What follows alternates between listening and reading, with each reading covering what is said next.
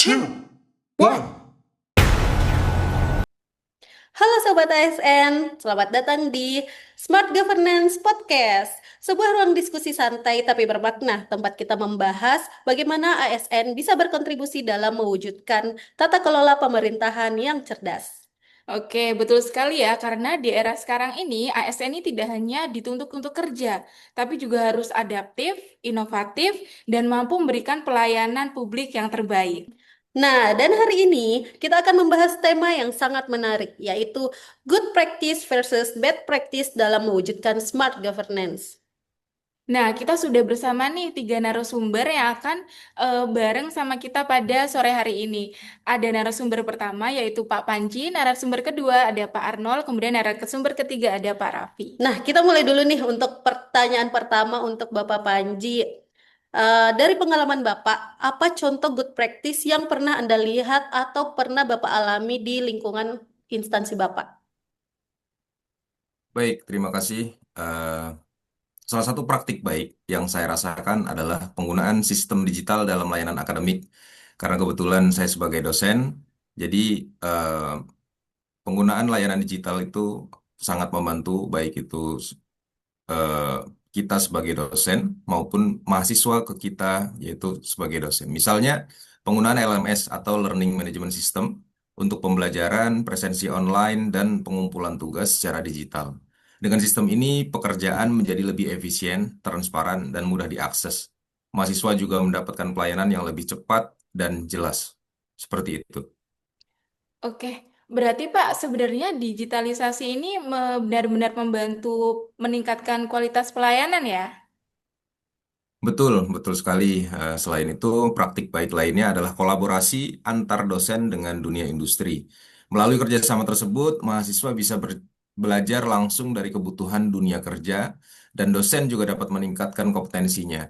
Dengan bekerja sama dengan dunia industri, kita sebagai dosen, kita bisa mendapatkan insight yang bagus, yaitu kebutuhan kualifikasi mahasiswa yang seperti apa yang mereka butuhkan di era industri di zaman sekarang. Seperti itu. Terima kasih. Nah, menarik banget ya tadi diskusinya.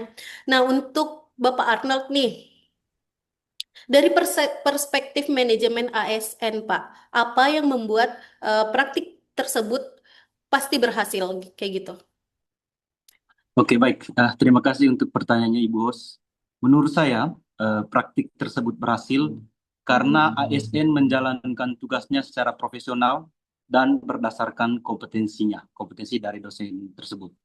Lalu, digitalisasi menunjukkan bahwa ASN mampu beradaptasi dengan perkembangan teknologi. Kolaborasi dengan industri juga menunjukkan bahwa ASN berorientasi pada hasil dan peningkatan kualitas layanan. Ini sejalan dengan prinsip sistem merit tentunya, di mana ASN bekerja secara profesional, kompeten, dan berintegritas. Jadi itu menurut saya, Bos. Lalu bagaimana, Pak? Kira-kira praktek ini nih bisa diperluas nggak ke unit lain seperti itu? Tentunya bisa diperluas ya. Salah satunya bisa melalui pelatihan, lalu kita juga bisa berbagi pengalaman antar ASN, dan yang paling penting menurut saya tentunya adalah dukungan dari pimpinan untuk mendorong inovasi ini.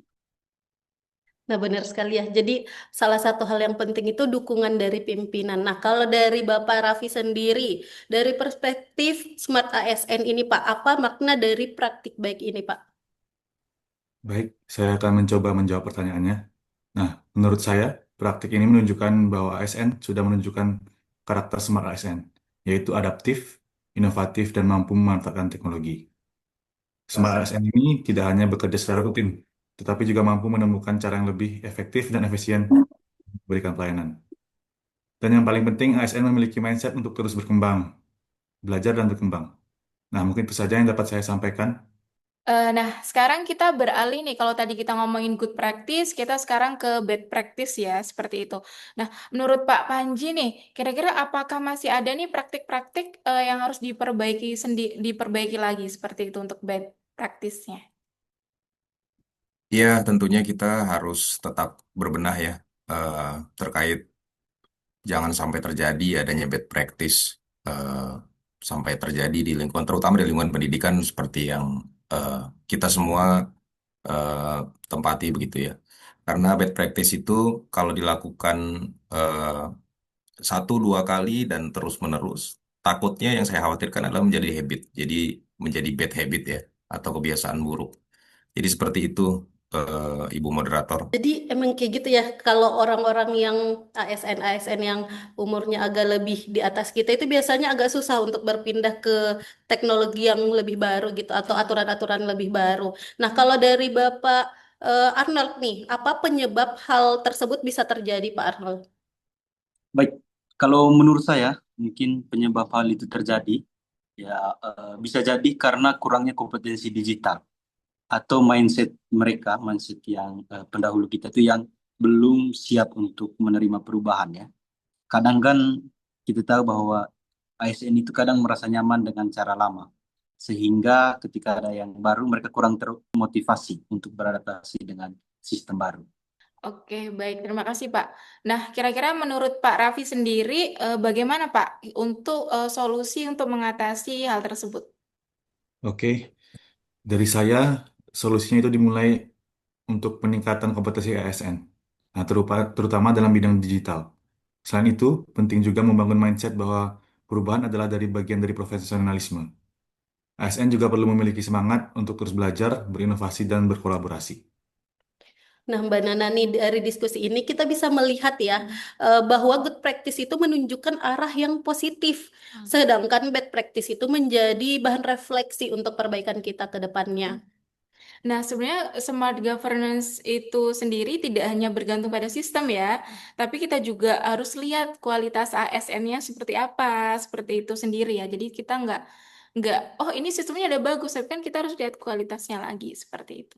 Betul, ASN yang profesional itu adaptif, inovatif adalah kunci utama dalam mewujudkan smart governance. Perubahan itu dimulai dari diri kita sendiri. Nah, jadi itulah penjelasan-penjelasan tentang good practice dan bad practice dari mewujudkan smart governance di lingkungan instansi kita masing-masing ya, teman-teman. Sebagai penutup, kita mau menyampaikan closing statement nih masing-masing. Good practice adalah contoh yang harus kita lanjutkan. Bad practice adalah pelajaran yang harus kita perbaiki. Manajemen ASN memberikan fondasi profesionalisme. Smart ASN memberikan arah menuju masa depan. Dan kita sebagai ASN adalah bagian dari perubahan menuju smart governance Indonesia. Smart ASN, Smart ASN, governance. Smart Governance.